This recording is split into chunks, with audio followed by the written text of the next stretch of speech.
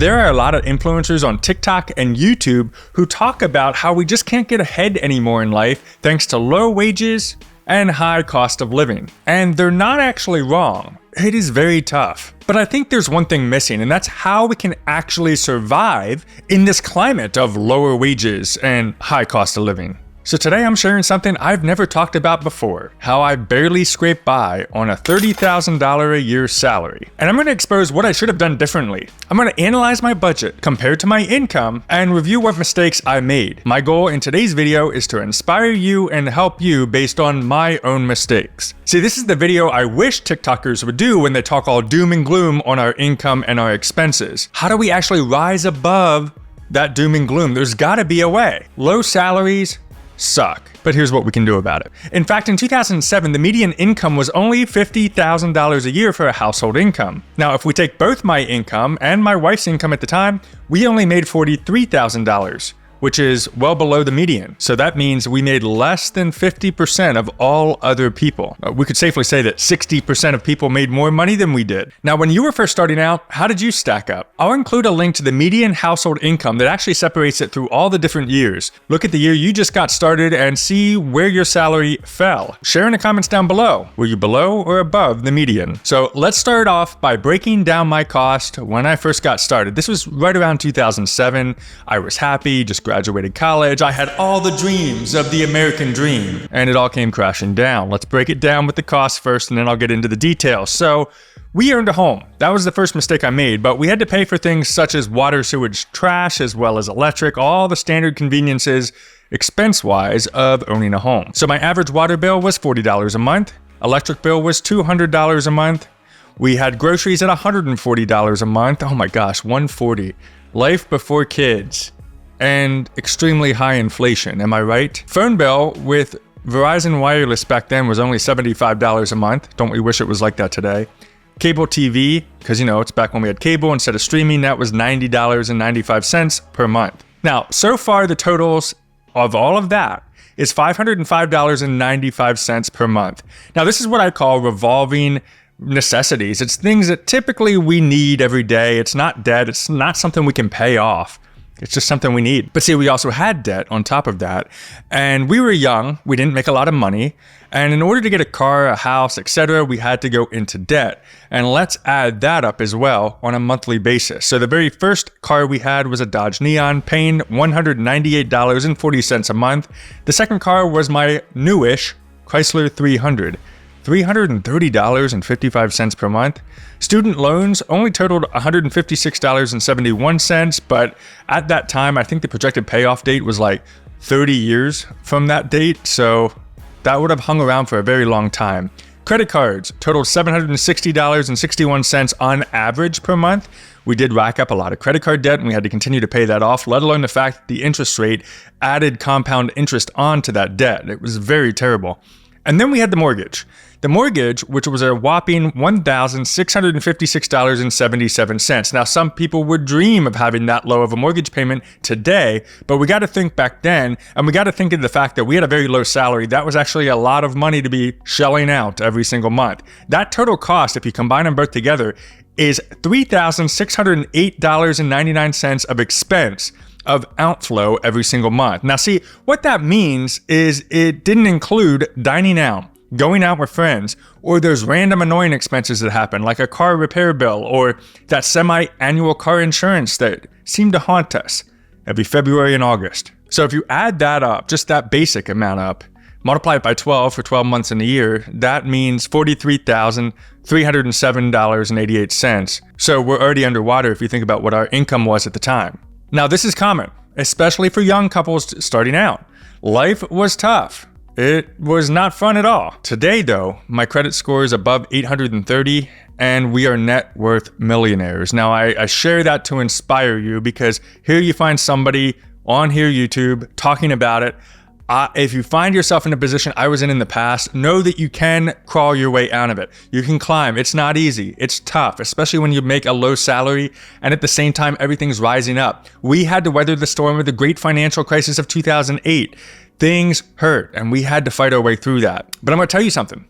I would be so much further ahead today if I wasn't dumb back then. So here's what I would have told my younger self if I wasn't such a bullheaded SOB, because let's be honest, if I was actually sitting here with my younger self, oh, he knew everything. He was on top of the world. Nothing could go wrong. We're all cocky in our young age, aren't we? Very first thing, do I really need that Chrysler 300 car? I mean, $330.55 a month is a lot of money for a car every single month. And this car was above my income level at the time.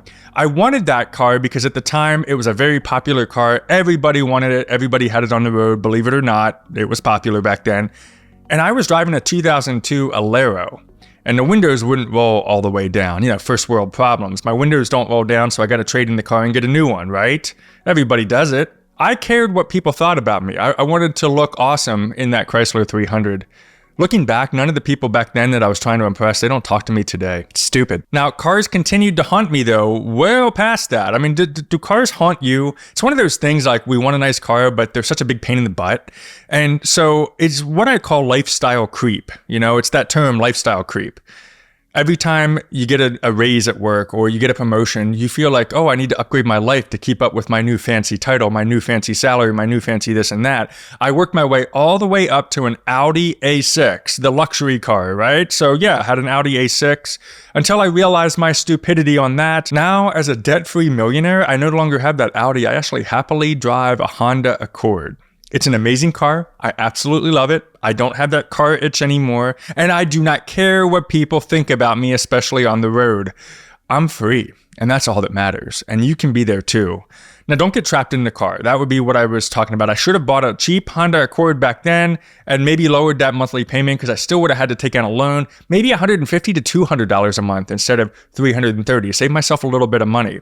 Now remember, this is back in 2007. If we calculate what that means today, a $200 monthly car payment is equivalent to $293 today, and my $30,000 a year salary is equivalent to $44,086 today, all thanks to that stupid inflation. But the bigger thing that I should have avoided when I first got started off is getting into the rush of buying a new house. I was so dead set on this. I got married. I wanted to live the dream. I bought the house at the top of the market back then. We were in a housing bubble. Little did I know the great financial crisis of 2008 was about to take my house value down by 80%. But if I would have calmed down and just taking it easy, get myself an apartment instead of a brand new house, even a nice apartment. I think back in the mid 2000s, I could have gotten a decent apartment for about $800 a month.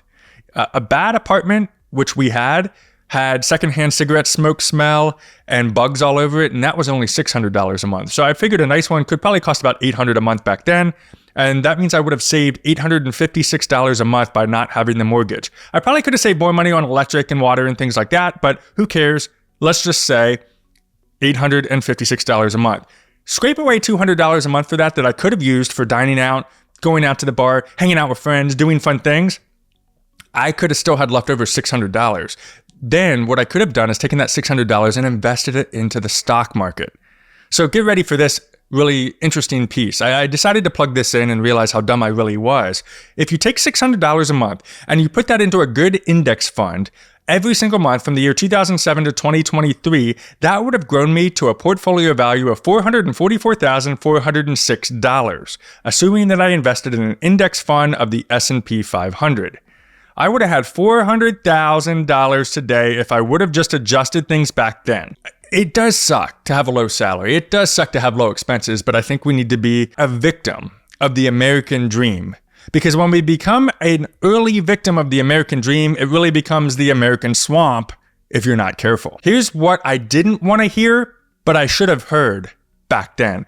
And that is stop wanting so much, act your wage, start small, and start poor. Because the poor people starting off become rich in the future with a consistent plan. I should have invested right away, right from the beginning. Even if it's only $5 a month or $5 a day, did you know that I didn't start investing until 10 years later, which would have been in 2017? So a lot of the growth really came from most recent years. Do I need to repeat the fact that I lost $444,000 by not starting smarter back then? Don't make the same mistake I made. I know it feels like inflation, rising costs, and the whole world is against us. But we can and should fight back with every possible measure that we can. The goal too is don't get stuck in the same old job. Don't get stuck in the same old salary. Explore, move around, be the CEO of your own life, and you'll climb out of this trap as well. Do you want more inspiration? See how investing $5 a day over the course of 2 years built up my portfolio by checking out this video next, and we'll see you on the next video.